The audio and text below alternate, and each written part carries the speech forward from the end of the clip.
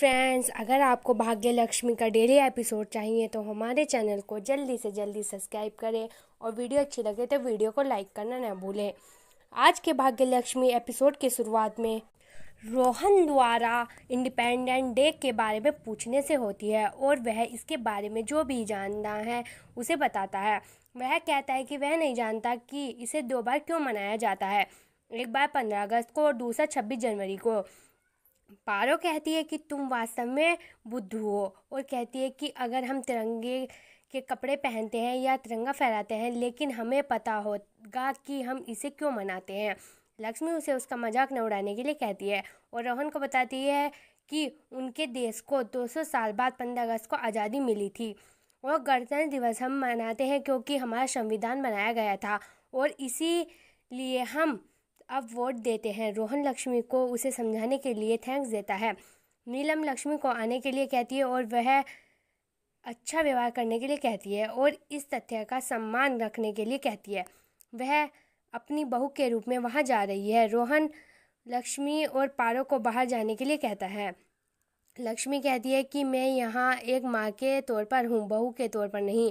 आपने कहा था कि आप मलिष्का को अपनी बहू मानते हैं और मैं उससे उसका अधिकार नहीं छीनना चाहती। आंचल और करिश्मा उसे ताने मारते हैं। दादी उन्हें रोकने की कोशिश करती है। लक्ष्मी दादी से कहती है कि वे जो भी कह रहे हैं वह नया नहीं है। वे बताते हैं कि वह उनका अपमान कर रही है।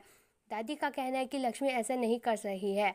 आंचल का कहना है कि वह अच्छी तरह जानती है कि सीएम ने उन्हें झंडा फहराने के लिए बुलाया है।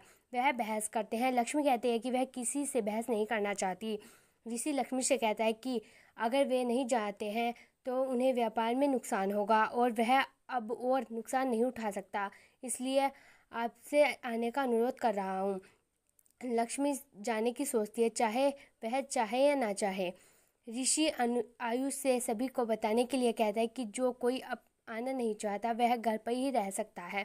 लक्ष्मी कहती है कि मुझे नहीं आना है लेकिन मैं आ रही हूँ। वह कहती है कि अगर कोई नहीं चाहता कि मैं नहीं आऊँ तो मुझे रोक सकता है।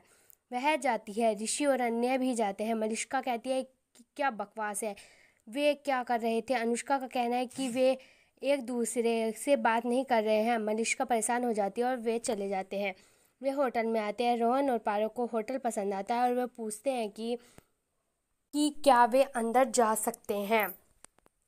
ऋषि कहता है कि हाँ, तुम बच्चे हो, तुम अंदर चले जाओ। तभी वहाँ सीएम मैडम पहुँचती है। वह अंदर जाती है और दादी का अभिवादन करती है। दादी लक्ष्मी से सीएम का स्वागत करने के लिए कहती है। वह लक्ष्मी को सीएम से मिलवाती है। सीएम लक्ष्मी से मिलकर खुश होती है।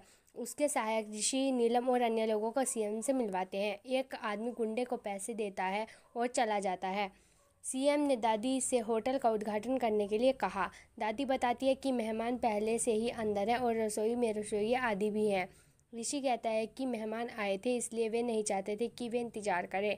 नीलम ने सीएम से होटल का उद्घाटन करने के लिए कहा। सीएम ने जोर देकर कहा कि दादी को ही करना चाहिए। दादी कहती है कि आप मुख्य अतिथि हैं और आपको ही करना चाहिए। सीएम होटल का उद्घाटन करती है। उसकी सहायक पूछती है कि क्या वह अपना भाषण देने के लिए तैयार है। वह कहती है कि उसे समय चाहिए, उसे डेटा और जानकारी एकत्रित करनी है और आराम करने के लिए उसे स्वीट की भी आवश्यकता है। अविनाश कहता है कि वह उसे स्वीट में ले जाएगा। पारो और रोहन रास्ते में उसे मिलते हैं और उसके साथ फोटो लेने पर जोर देते हैं। ऋषि बताते हैं कि सभी की जांच की जाएगी। सुरक्षा आयुष के साथ फल चाकू मिलता है। आयुष उसे सुरक्षा को देता है। वह शालू को वहां आते हुए देखता है और मुस्कुराता है। शालू पूछते हैं कि इतनी सुरक्षा क्यों है। आयुष का कहना है कि सीएम मैम यहाँ है इसलिए अतिरिक्त सुरक्षा की आवश्यकता है।